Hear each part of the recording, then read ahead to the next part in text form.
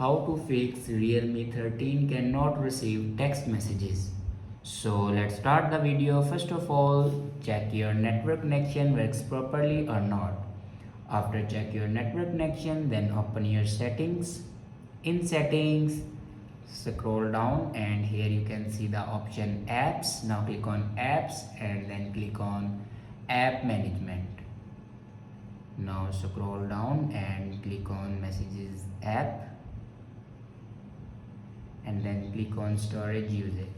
Now here you can clear the cache memory of messages app. After clear the cache memory, then go back and click on system and update and then click on software update. Now here you can check your latest version will be updated or not. If it doesn't update to latest version, then update it to latest version. After update a latest version, then go back and click on backup and reset. Now click on reset phone and then click on reset network settings. Now here enter your password to reset your network settings.